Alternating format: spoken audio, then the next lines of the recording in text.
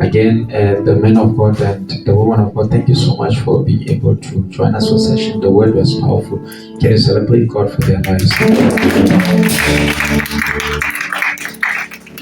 Yesterday, we ended up giving a little bit of summary. It is important when we are visiting scriptures to first of all master the context that we are being taught by the scripture. Hallelujah. So a normal Bible student will apply 3 methods of reading one scripture. Number 1, they will look for the hermeneutics, the principles of interpreting that scripture.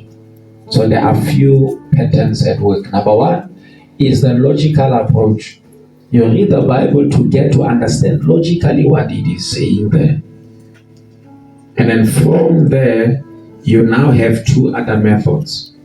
The other method is the lexical method, where you are looking for grammar, definition of punctuation marks, what words mean to get deeper meaning. And then the other one is you are now looking for metaphor.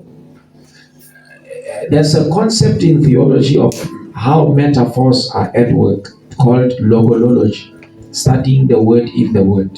So you look for themes. One of the themes is like that one that says, when the enemy comes like a flood, the Spirit of God will raise a standard. When you begin to interpret it metaphorically, you begin to understand that it has 2 implications. Number 1, when the enemy comes, like a flood, the Spirit of God will raise a standard. So it is the Spirit rising and not the enemy. Number 2, when the enemy comes like a flood, the Spirit of God will raise a standard. It means even when the enemy rises, the Spirit of God will still raise a higher standard. So those methods are important when we are going to understand scripture. Now, we must understand context and also use that context to be able to omit a principle that can be used every day. Is it making sense?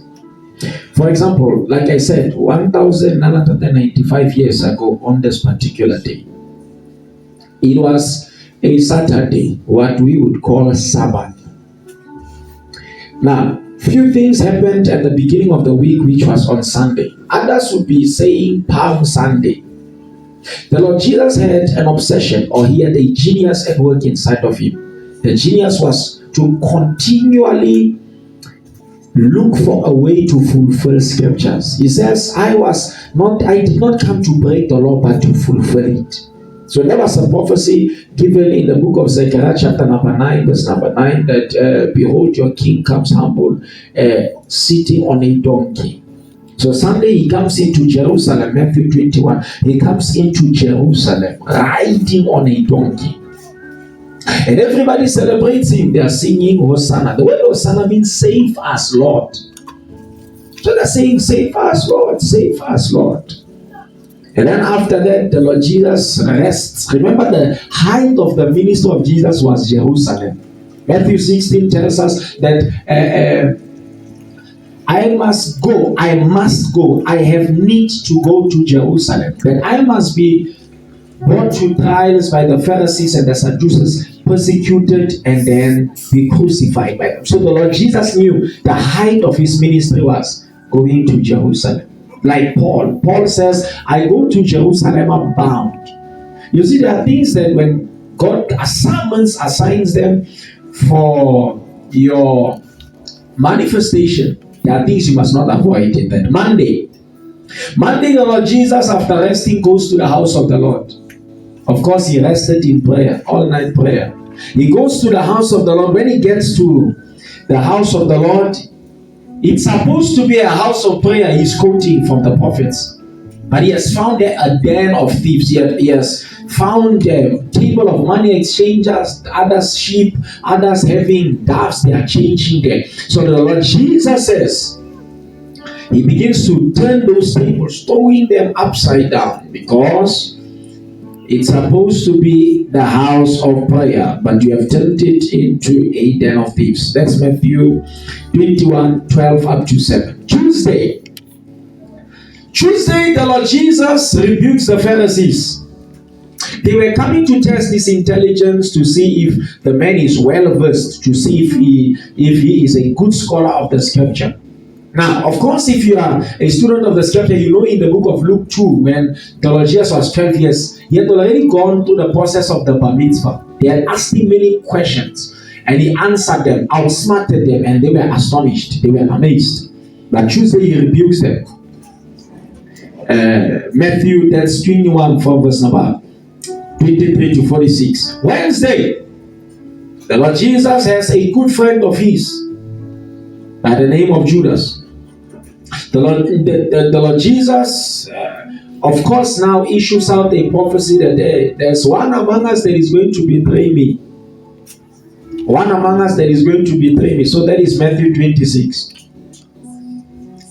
Matthew 26, 14 to 16. So Judas now decides to betray the Lord. Now Thursday comes and Thursday happens. The Lord Jesus has the Last Supper. Last Supper is going on. That's Matthew 26 from verse number 20. The Last Supper goes on and he says, the one that I'm going to put my hand with, yo ketsinyang le chokolame le ene mo sejaneng yene o utlile go rekisa mo wa motho. Hallelujah. The one that I put my hand with to eat is the one that is going to betray me.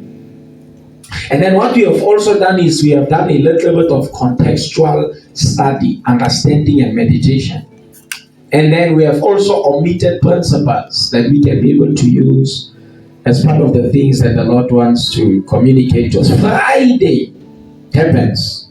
Matthew 27 from verse number 1 up to verse number 61. So others call it a Good Friday. I don't know what was good about it.